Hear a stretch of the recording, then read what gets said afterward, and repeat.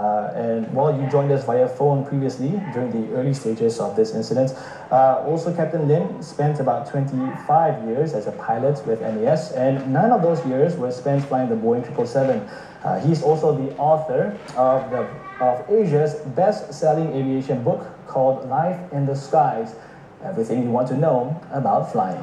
So, Captain, thank you so much for joining us. Now, one of the in the series of events that led up to this, one of the things that happened was a possible turn back.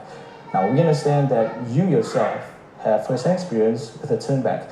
Tell us about what it is and describe your experience for us, please. Well, I was on this. I was from New York, transiting to Stockholm before I came back to Kuala Lumpur. After I took off from Stockholm, I had this cabin warning coming on, indicating that the door was not fully closed. So I had to carry out the action from the checklist, and which required me to come back. Unfortunately, the aircraft was very heavy. We took off with full load of fuel, so I had to dump around 80 tons of fuel before I could land. If you want to imagine how much 80 tons is, if a car is 2 tons, it means we had to throw off 20 cars or 40 cars down to the Baltic Sea.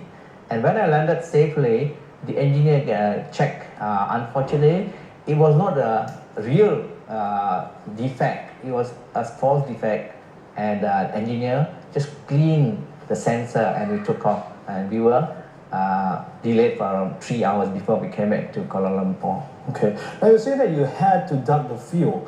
Is that part of the process of a turn back? So in other words, if a pilot has to do a turn back, must he dump the fuel? Is that part of the process? But it depends on the emergency. If it's a very severe case like a fire, then we are not going to dump the fuel. We just throw the aircraft down. It doesn't mean that the aircraft the wheel will collapse. It's able to take it, but as a safety precaution, we always dump fuel. Right. Yeah. So in the search for MH370, if the flight did indeed do a turn back, so we should also be looking for a significant amount of fuel that's floating out there somewhere in the sea, correct? Yes.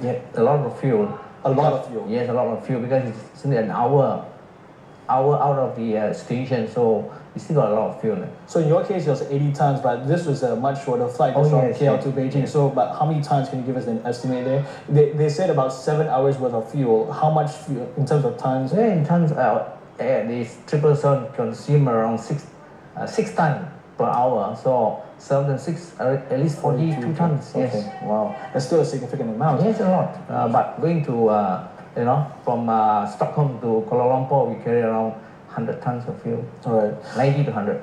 But still, what triggered your turn back experience was that software glitch. So it appears that it's maybe not that rare after all, or is it rare, these software glitches? Well, it's yeah, it could be. I only had this my 25 years of experience, and this is the first case of a warning on the door which was not closed. Right. So, but you do get warnings on the regular ones? Yes. Minor ones? Yes. But this is one of those quite severe. If I had to fly, if I were to continue, I would end up the case like the 737, the Hero incident, where most of the crew and passengers were incapacitated. So it's quite serious.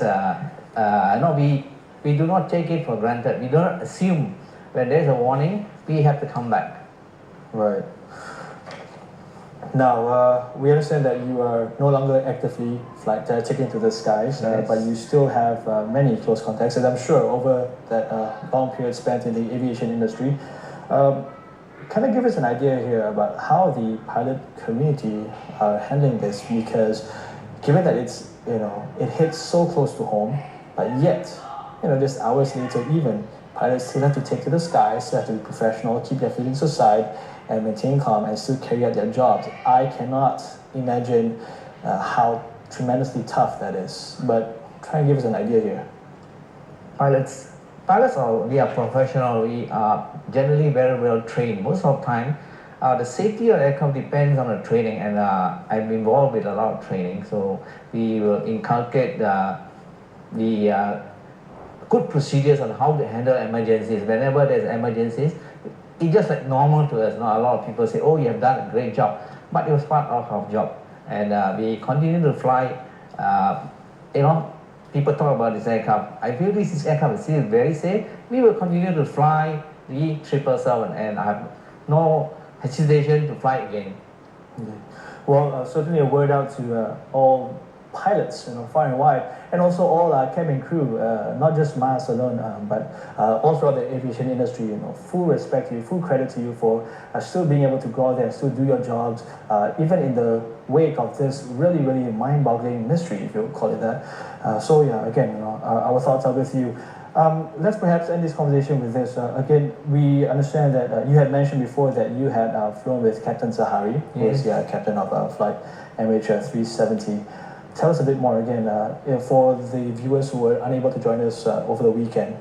Yes, Captain Zahari was one of my students when he joined us in 1982, flying the Fokker.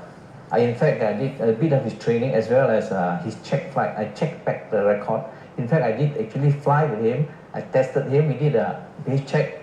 It's something like a skill test. He was a good pilot. And he left after 1985.